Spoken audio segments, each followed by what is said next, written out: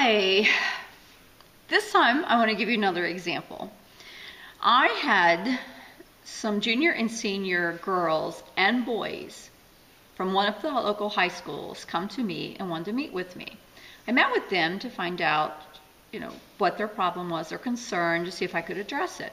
What they proceeded to explain to me was that one of our coaches was literally having some inappropriate conversation with the girls. Conversations such as, what underwear they wore, and they actually showed me text messages that they had received from him and had kept them so that they could use them as evidence. The gentlemen that came along were boyfriends of these girls who were outraged at this coach because this coach was doing this, and it was their girls. So I called the coach in to have a conversation with him, and he brought his union rep. And the rep and he sat there, and I proceeded to explain to him that I had some concerns. I think he felt very snug that those students were not going to talk. And so he, I believe, thought I was going on rumors. So what he did was, he basically denied everything and said, oh, I just was hearing things. And so I normally start at one level and give them an opportunity to come clean. Then I move it to the next level. So the next level I moved it up to was, well, I have a little bit more than rumors in the community. Well, what do you have? And I normally don't shed light on that. I don't play all my cards up front. Everybody does it differently. It takes more time, but for me, it's almost like trying to identify the character of the person you're dealing with. Is this really someone who's remorseful and just made a bad mistake, and there's a reprimand and they're going to be fine and they're not going to do it again? Or is this someone who is so conniving that you do not want them around students ever again in your school system? So for me, I kind of wallow it. So when I moved it to the next level, I basically said, I have more information, I have more documentation than that, and I feel comfortable that I have enough to take action against you. So then they asked for a recess so they could discuss it, and then they came back to the table. And at that point, he shed a little more light, but he was definitely protecting himself. He wasn't going to give anything. So I ended the meeting with the idea that I had this documentation. I'm giving you 24 hours and you need to make a decision because I'm taking action.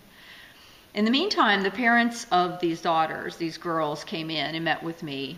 And what was really eerie was that they did not want this public.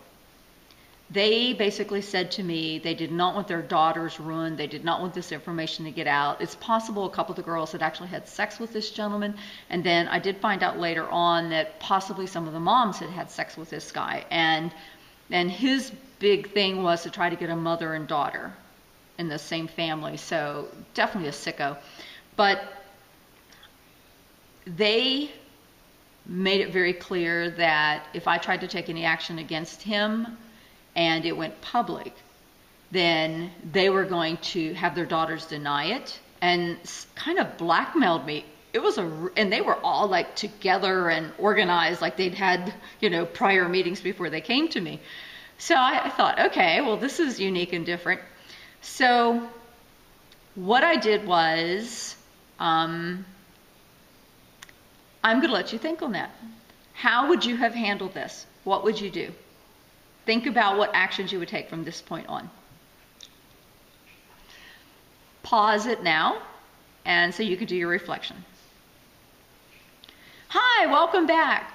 Okay, so what I did was I called him in again and told him that I was going for a dismissal and that I would take it before the Board of Education. I had my documentation, and I was done.